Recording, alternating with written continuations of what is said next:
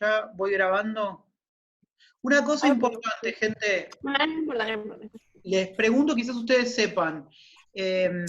A ver, yo ya estoy grabando la clase, la subo a YouTube como siempre, la ponemos en el blog, todo eso va bien. Ahora, el tema es que cuando se cierra la sesión y volvemos a meternos, la sesión que se grabó empieza a tener un proceso de reconversión del sistema para poder guardarlo como video. Por lo tanto, hay un momento en el cual no se va a poder grabar nada. Pero además, por lo que me han dicho, yo todavía no lo intenté, si yo vuelvo a grabar, me borra lo anterior. ¿Sí? Aparentemente es Sí. así. Así que por las dudas, lo que voy a grabar es la primera parte. La segunda, el cierre no se grabaría. ¿Ok? Bien, Bien, sí, está bien. bien. ¿Ustedes tienen idea del tema? No, ¿no? No, del tema de grabar la clase, eso no, ni idea, pero... Bueno, Eh, esperamos un minuto más, a ver si se suma alguien más y arrancamos, ¿sí? ¿Pudieron leer? Sí, bueno, yo no leí todo, pero leí ¿Pero? Portillo Valdés. Yo ¿Pudo leí leer? solo Portillo Valdés, Piqueras no pude, sí. Ok, perfecto. Hasta ahora venía bien con lo demás, con Alperín, con Queramonte, con Guerra venía bien, pero tuve una semana complicada, no pude leer, ¿cómo se llama?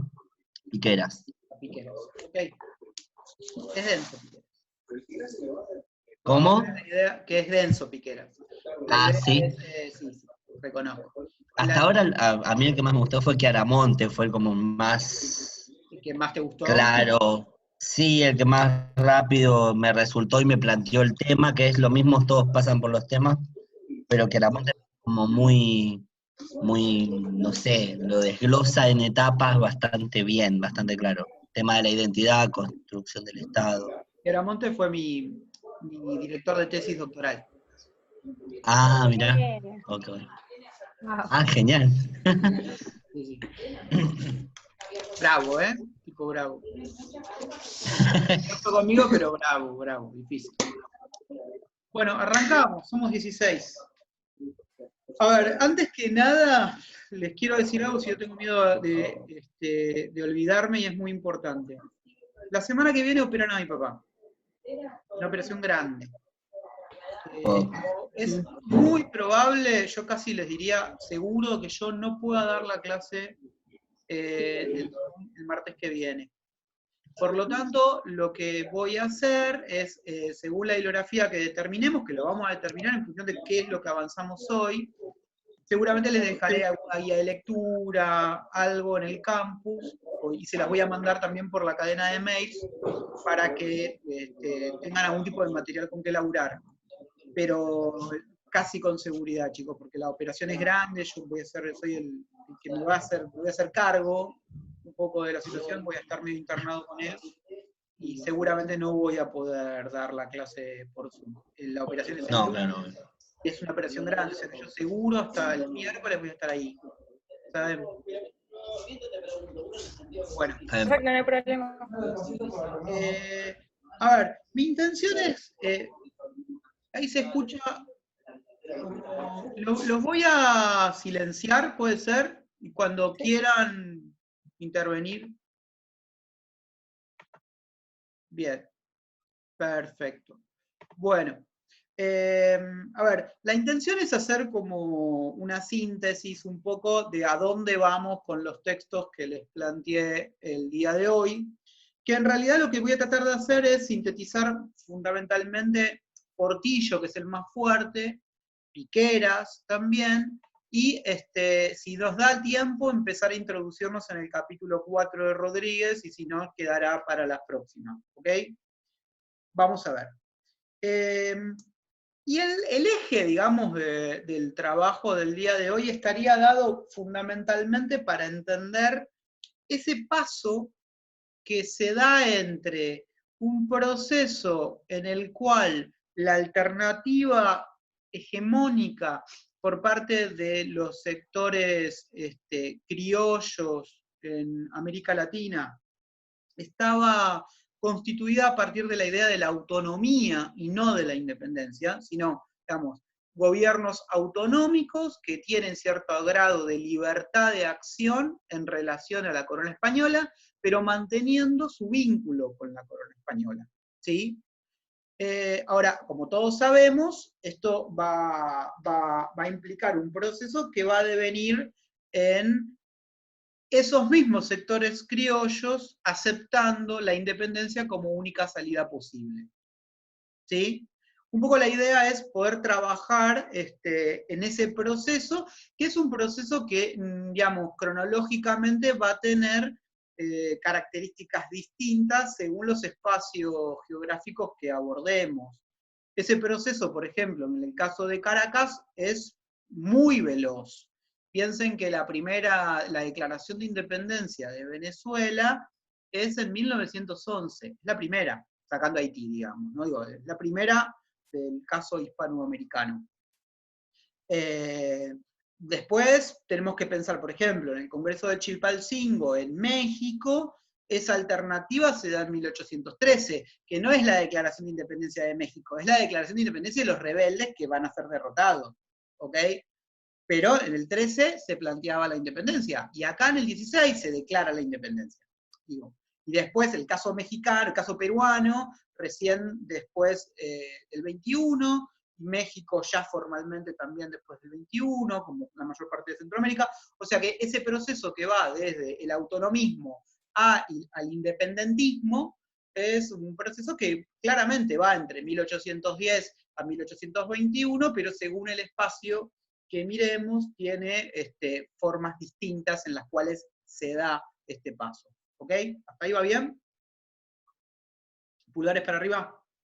Bien. Ahora, nosotros ya un poco vimos con el texto de Alperín, a quien en general suelen odiar los alumnos por su escritura intrincada, digamos, pero más allá de eso, era un genio. Que escribía mal, pero un genio, igual. Como vimos en el caso de Alperín, en realidad uno puede ya descubrir los orígenes de un discurso, ¿cómo definir? Por un discurso que plantea una distinción clara entre americanos y españoles, pero una distinción que implica cierto grado de conflictividad o mucho de conflictividad.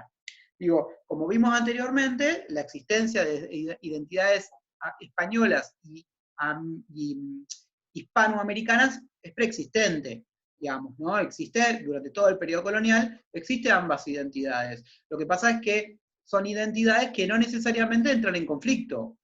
Es más, digamos, son bastante armónicas en su convivencia durante mucho tiempo, ¿sí? Ahora, a partir del inicio de las reformas borbónicas, esta distinción identitaria entre hispanoamericanos y españoles, entre americanos y españoles, empieza a cobrar cierto grado de conflictividad. ¿Ok? ¿Se acuerdan que hablamos algo del tema ya la semana pasada? Bien.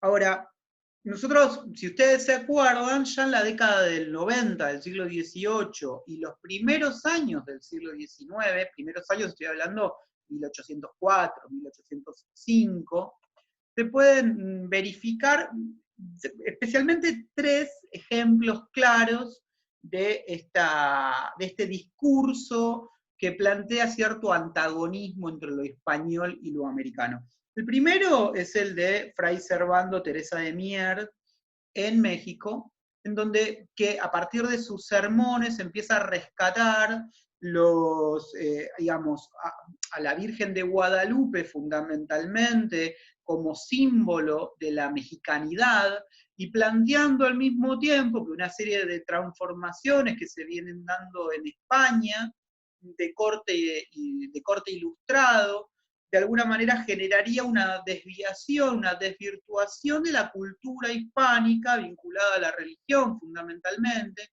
y que ahí lo que plantea es una suerte de recreación de un nuevo Israel en términos bíblicos que aparecería en México, digamos, ¿no? Entonces, ¿Qué quiero decir? Fray Teresa de Mier, si bien no plantea una disolución entre el vínculo España-América, o México, mejor dicho, sí lo que hace es dar cuenta de la existencia de una suerte de nacionalismo mexicano incorporado dentro de esa monarquía, pero al mismo tiempo planteando elementos específicos de la mexicanidad que serían una suerte de continuidad de lo mejor de la cultura hispana. ¿Se entiende? ¿Sí? O sea, ahí, si bien el grado de conflictividad es relativo, sin embargo, se plantea claramente la existencia de un elemento identitario americano que no tiene que ver con lo hispano. ¿Sí? Y de hecho, después, Fray Servando Teresa de Mier va a tener algunas actitudes mucho más en consonancia, mostrando más lealtad al papado que a la propia corona española, mostrando cierto grado de independencia, digamos, ¿no? Entonces, ahí me dio mucha gracia lo del gato, perdón, Candela. Me distraje. Bueno, ahí se ve una... Perdón, me voy a poner a mí mismo porque si no me voy a seguir distrayendo. Decía, digamos, ahí aparece un primer momento de distinción, ¿no? Un primero, uno de los tantos, digamos, ¿no? Después aparece el discurso de Vizcardo, este jesuita peruano, que actuando desde Inglaterra tiene una serie de escritos muy incendiarios prácticamente en contra del absolutismo, de la monarquía absoluta española, y fundamentalmente en contra de la conquista española, marcando, ¿cómo decirlo?, el ejercicio del poder político por parte de España en América como una situación de despotismo y de tiranía, ¿no? Si bien estos textos aparecen durante la década del 90 y no tienen, digamos, no son hegemónicos ni nada que se le parezcan a América, sino que su difusión es relativa, sin embargo ahí se empieza a ver casos concretos en donde empieza a aparecer este antagonismo. Pero por otro lado, Vizcardo, que fue expulsado, jesuita, está expulsado de territorios españoles, actúa desde Gran Bretaña en un contexto de guerra entre España y Gran Bretaña. Y por otro lado, Gran Bretaña empieza a tener, digamos, cierta auspicia, cierta posibilidad de autonomía y de independencia por parte de América como un mercado posible donde colocar sus propios productos dentro del desarrollo de la propia revolución industrial, digamos. Entonces ahí Vizcardo actúa un poco doctrinalmente en términos ideológicos, pero al mismo tiempo como una suerte de agente político de Gran Bretaña. Inglaterra, perdón. Y por otro lado, aparece el caso de Miranda, pero ya Miranda ya no es un intelectual, Miranda es un hombre de acción. Ustedes saben que Miranda, para 1806, tiene un intento desde Estados Unidos, que recauda armas para generar una invasión y producir la independencia de Venezuela. Y auspiciado por Gran Bretaña, donde él había vivido y había actuado. Entonces, digamos, ahí aparecen los primeros momentos en donde se puede ver este proceso, digamos, de diferenciación entre lo americano y lo hispano, ¿sí? En términos de diferenciación antagónica o conflictiva. ¿Hasta ahí va bien? ¿Sí? ¿Alguna pregunta? Si quieren hacer una pregunta, se activan el micrófono y preguntan. ¿Nada? Sí, quería pedir si podía repetir lo de Miranda, lo que él fue un hombre de acción y eso. Que intenta, tiene un plan de complot para invadir Venezuela, que fracasa, por eso luego vuelve a Inglaterra, y de aquellos que leyeron el capítulo 4 de Rodríguez, van a ver que para producir la independencia de Venezuela hay toda una tensión a ver si permiten o no permiten la vuelta de Miranda, que luego se permite el ingreso. Bueno, Miranda era uno de estos personajes más radicalizados dentro del sector progresista, llamémosle de esta manera, en términos de lo que sería el Partido de la Independencia en Venezuela. ¿Sí? ¿Se entendió? ¿Sí? Sí, se entendió. Bueno, perfecto. A ver, ahora, Al momento ya, al momento en que se produce la vacancia del poder, en 1808, ahí tenemos, digamos, 2 años importantes, como vimos con el texto de Guerra, en donde se acuerdan que según el tiempo en el cual llegaba la información, las acciones eran distintas. En el caso de México se forma esa junta, ¿se acuerdan que se intenta una formación de junta que termina con un golpe de Estado por parte de la propia oligarquía española, que destituyen al virrey? ¿Sí? Este tema ténganlo en cuenta, porque va a ser parte de los argumentos de los movimientos independentistas de Morelos e Hidalgo que se toman como planteo a la hora de desarrollar las independencias. ¿Sí? Y después, en 1809, vamos a tener intentos nuevamente juntistas en Quito y en Chuquisaca. En ese momento se llamaba La Plata, hoy Sucre. ¿Sí? Y todos esos movimientos van a ser reprimidos por la corona, mejor dicho, por la burocracia colonial, por las autoridades coloniales en ese momento, y todo va a cambiar al momento en el cual se produce la disolución de la Junta Central de Sevilla y la formación, la delegación del poder en el Consejo de Regencia y la asunción de la soberanía por parte de las Cortes. ¿Sí? Oye, a ver, al momento en que se va a producir la formación del Consejo de Regencia y la delegación del poder por parte de las juntas de la Junta de Sevilla, ese es un momento trascendental. ¿Por qué? Porque es un momento en el cual se deben tomar decisiones y se abren diferentes posibilidades.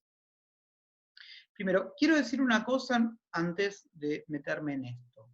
Primero, la formación de la Junta Central de Sevilla, ustedes leen a Piqueras o inclusive a Guerra y a Rodríguez, tiene una particularidad. A ver, ¿se acuerdan cómo pueden activar sus micrófonos? Así? ¿Se acuerdan cómo es el proceso de formación de la Junta? ¿Cómo es que en un momento se forma esa Junta Central? ¿Qué sucedió antes? No sé si entendí muy bien, pero como que había distintas, o sea, como que cada provincia tenía, o sea, estaba como más apartada, pero lo que no me quedó muy Municipios, claro ¿no? es el momento en el que digamos, se unen todas de En el Sevilla, Consejo, pero en la Junta Central. El sí. proceso es así. Sí. Cuando se da el Es motín, empujado, ¿no? la rebelión del pueblo español en contra de la invasión francesa, en ese momento, como respuesta a esta acción popular, en Piqueras aparece la idea de los sectores populares casi obligando a las élites a levantarse en contra de la ocupación francesa. En cada una de las ciudades españolas se van a formar juntas de gobierno. ¿Sí? Esas juntas de Como gobierno municipios. se legitiman a partir de la noción contractualista del poder.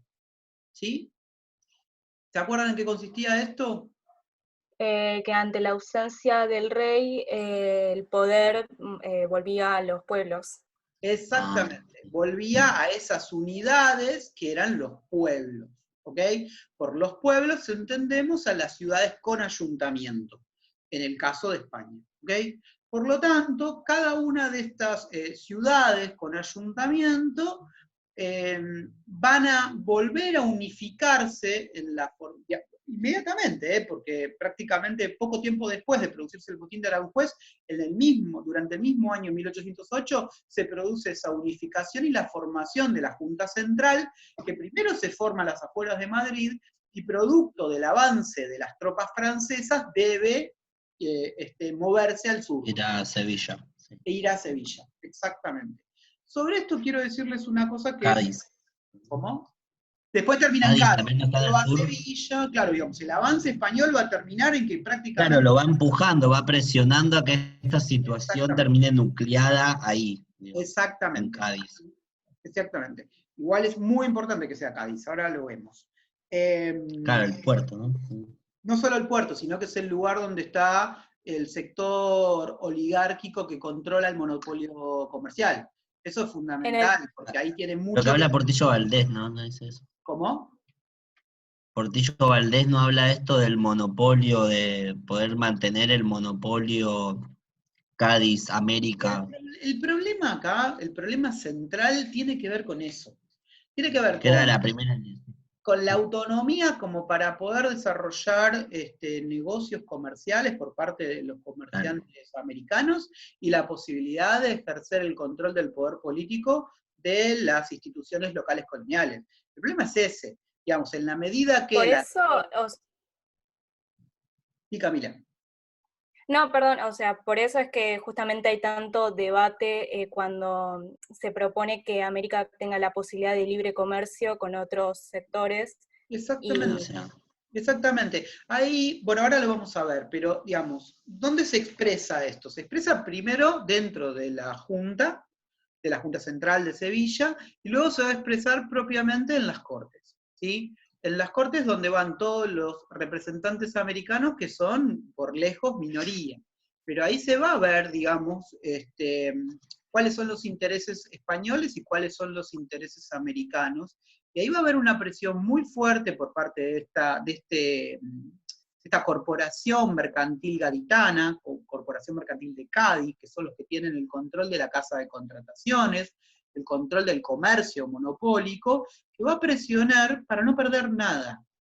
Casi que me hace acordar a Pablo Roca y a toda la burguesía argentina hoy, no queriendo ceder ni nada en medio del... nada.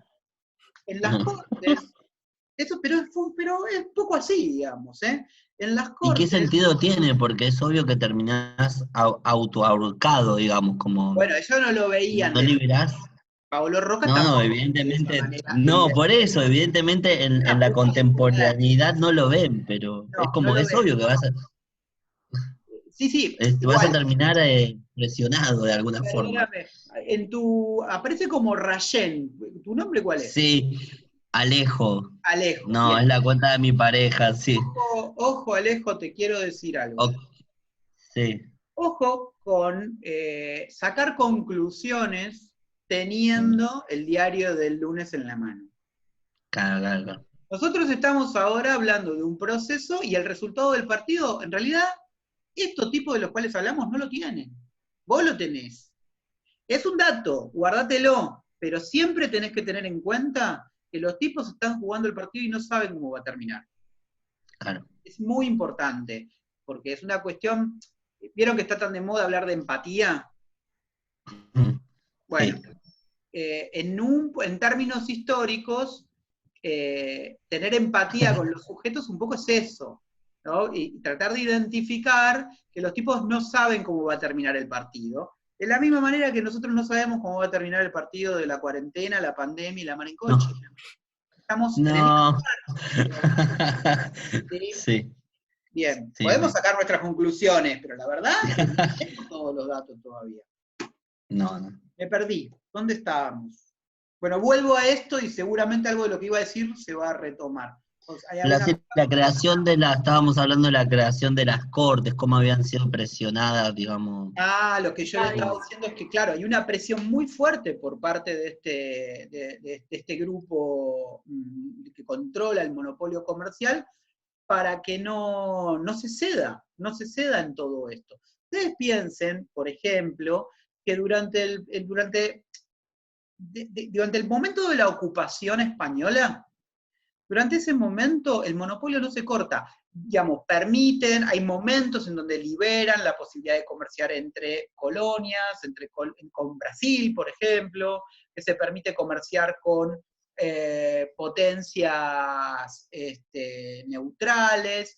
Hay algunos momentos, pero también hay momentos en donde España había cortado el lazo concreto con América, pero no se permitía liberar el monopolio. Entonces, por ejemplo, sucedía que La Plata o los cueros acá en el Río de la Plata quedaban amontonados acá y en Montevideo, y los comerciantes perdían un montón.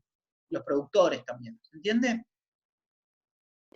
¿Sí? Sí, uno de los textos igualmente lo decía, esto de que en un momento al no saber qué hacer la corona libera estas como Hay momentos. un poco el comercio, pero después al tiempo lo vuelve a cerrar, porque no sé, En el caso, no sé si no le conviene, sino como que no era lo que quería porque si no, no se estaba dando demasiada libertad. Perfecto, no sé quién habla, porque... ¿quién Candela. habla? Candela, bien, sí, tal cual, Candela, es así, es así. Digamos, en todo momento, digamos, los momentos que libera el comercio de España en América, el objetivo es un objetivo fiscal. Lo que se busca es tratar, perdón, me fui, lo que se busca en todo momento es tratar de recaudar fiscalmente ante la imposibilidad de desarrollar el comercio, ¿sí? ¿Me escuchan un segundito? Sí. Están todos, bueno, escúchenme, dentro de 9 minutos 30 se va a cerrar y volvemos a entrar todos de nuevo, ¿ok? sí, ¿Sí? Bien. sí. Bueno, les decía, al momento que se produce el ascenso del Consejo de Regencia, ahí, digamos, va a haber un montón de argumentos en donde se va a discutir la legitimidad de ese Consejo de Regencia.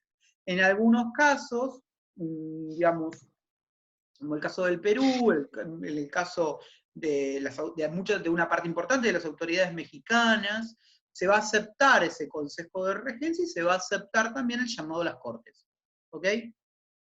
Ahora, en otros lugares se va a discutir la autoridad de este Consejo de Regencia, y tengan presente esto, por ahora es solo un dato, más adelante vamos a ver que tiene su importancia. ¿Y cómo se va a discutir?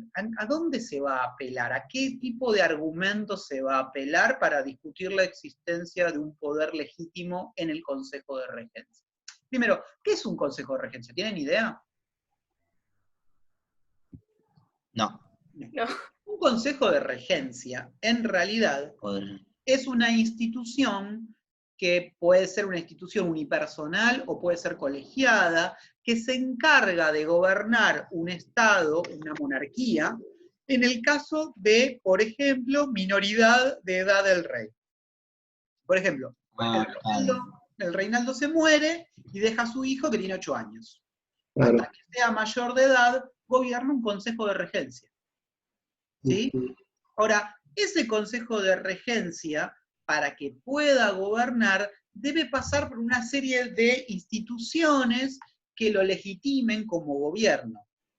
Por ejemplo, supuestamente lo que determina la legislación española, cuando hablamos de legislación española, muchachos, estamos hablando de leyes del siglo XII, del siglo XIII, leyes medievales, ¿ok? De hecho, las partidas de Alfonso el Sabio son las leyes fundamentales, entre comillas, la antigua constitución de la monarquía española. Y lo que plantean es que para nombrar un consejo de regencia, primero tiene que haber un llamamiento a las Cortes.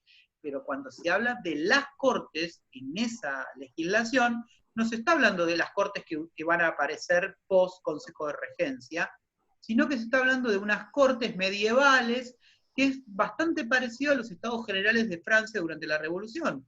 Digamos, las Cortes representan básicamente corporaciones, a 3 corporaciones. La Iglesia, los nobles y los procuradores de las ciudades. O sea, en realidad, la burguesía. ¿Se entiende? Sí, obvio. Yo lo digo esto porque van a ver que las cortes que se van a terminar formando son instituciones mucho más modernas que las viejas cortes. Las viejas cortes son instituciones claramente medievales, las cortes que surgen, que van a sacar la Constitución del 12, se parece bastante más a un poder legislativo moderno. ¿Se entiende?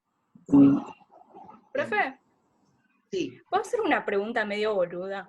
Bueno, dale. Lo de regencia, viste, de la, Consejo de Regencia, ¿tiene algo que ver en algún punto con Egipto, los regentes y No. nada que ver? No, Ahora. que yo sepa. Igual tened en ¿Qué? cuenta que mi relación con Egipto es que conozco al 9 de la selección, que es muy bueno, se llama Salah y juega en Liverpool. No sé mucho más. Mohamed Salah. Creo que no. Digamos, en general las instituciones en Europa están mucho más referenciadas en lo que sería Roma y Grecia, Roma. digamos, ¿no? Ok. Pero si hay algún tipo de vínculo, no lo conozco. Honestamente no lo conozco.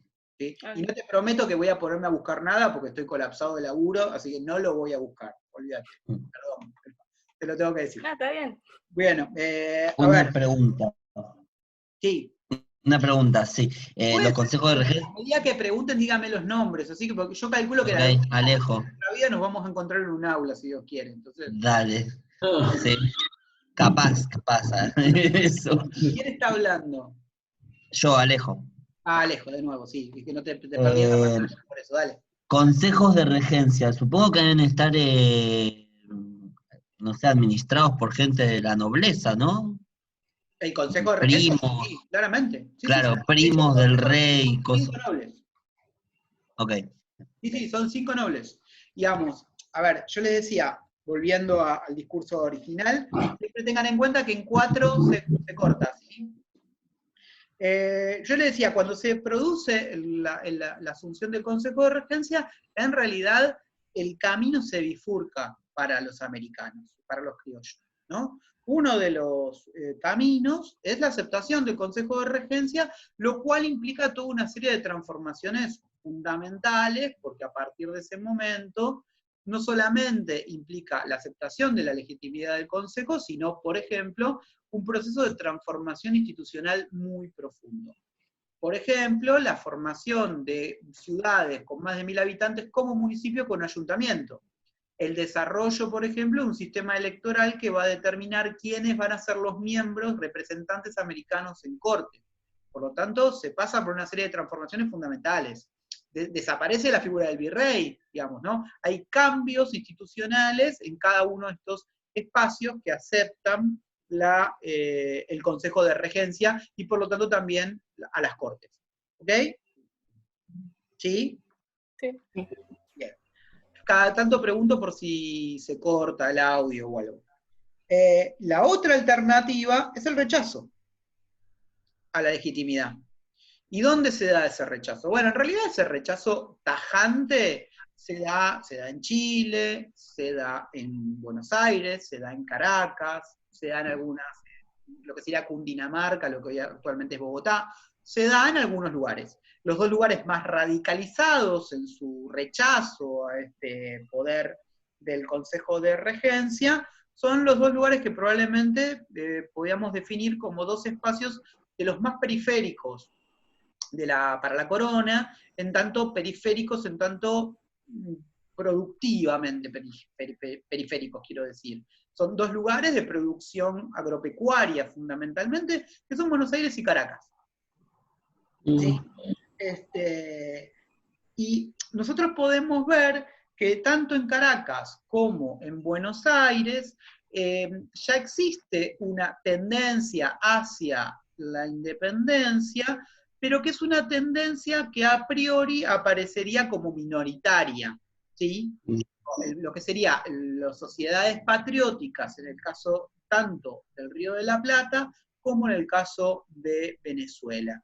Ambos sectores se parecen bastante, ¿sí? ¿Por qué? Porque está constituido fundamentalmente por intelectuales urbanos, que manejan una serie de un cuerpo de ideas vinculados con el contractualismo de Rousseau, vinculado con el ideario de la Revolución Francesa, y en el caso de Venezuela se le van a sumar algunos hijos de aristócratas que controlan la producción del cacao en ese momento, entre los cuales está Bolívar, por ejemplo. ¿Sí?